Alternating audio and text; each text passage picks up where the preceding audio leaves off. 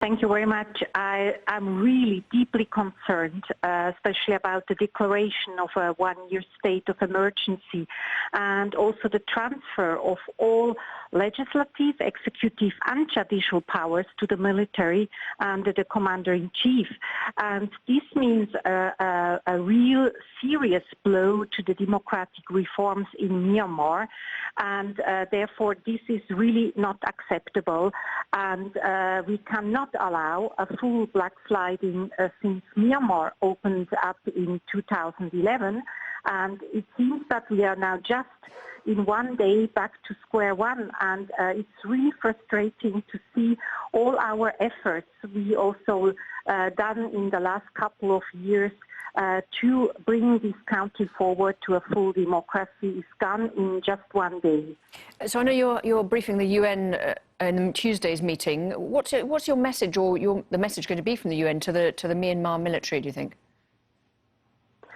Well, tomorrow I will have a briefing of the UN Security Council, and I will give a briefing about the current situation and what we now missing, because it's a continuation of the good positive steps which I could observe since the election of the 8th November. We have a ceasefire since November in Rakhine. We could see that prisoners or hostages were released. I could observe a successful trilateral meeting between Bangladesh, Myanmar and China on the 19th of January to discuss the repatriation issue of the Rohingya. And all overall, in the 2.5 years which I'm now working in this mandate, I could observe also a change of narrative, which comes also with workshops and meetings between communities to gain a social cohesion.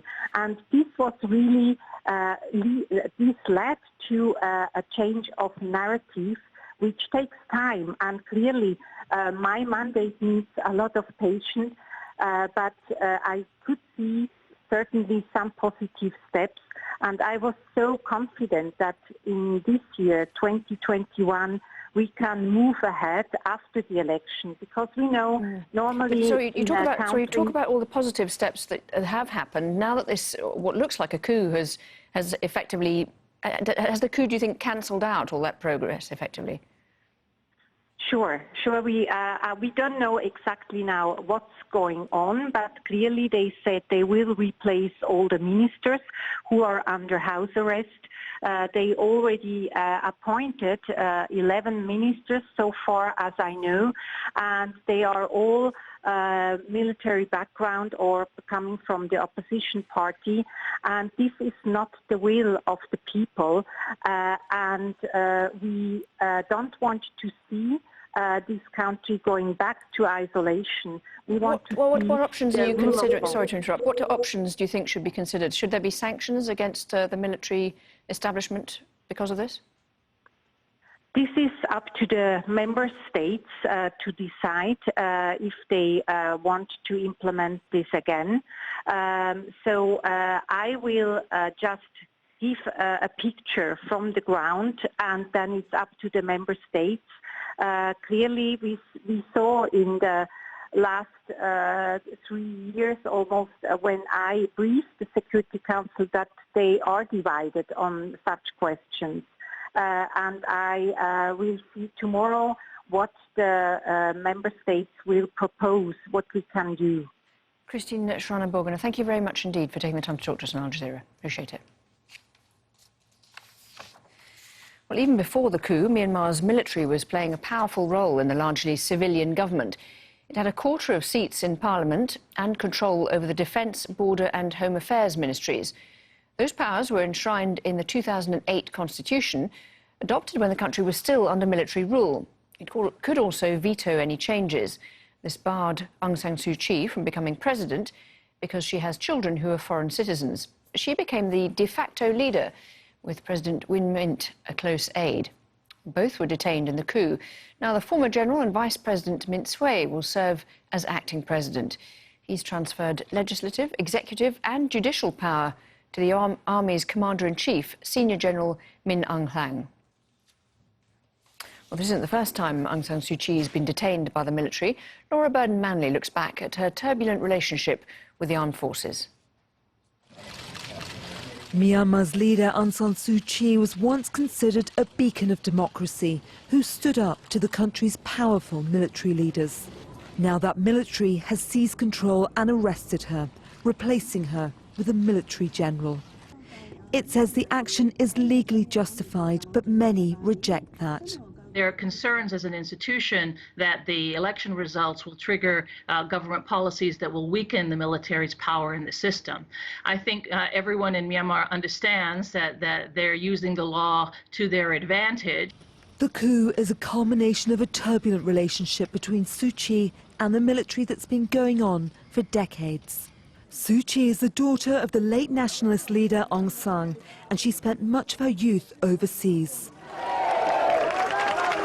She returned home in 1988 when she joined student-led protests against the military that had taken power in a 1962 coup.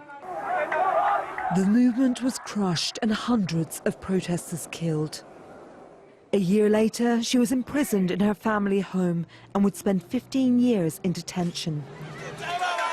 In 2010, the military released Suu Kyi, who walked free among large crowds of supporters. It is difficult to achieve democracy, and after we achieve democracy, it is hard to maintain. We have to do a lot of work, and we have to take things slowly. In an historic shift from military rule, Suu Kyi's National Democratic Party came to power in 2015. She became state councillor and the de facto leader of Myanmar. But after 5 decades in power, the military maintained much control.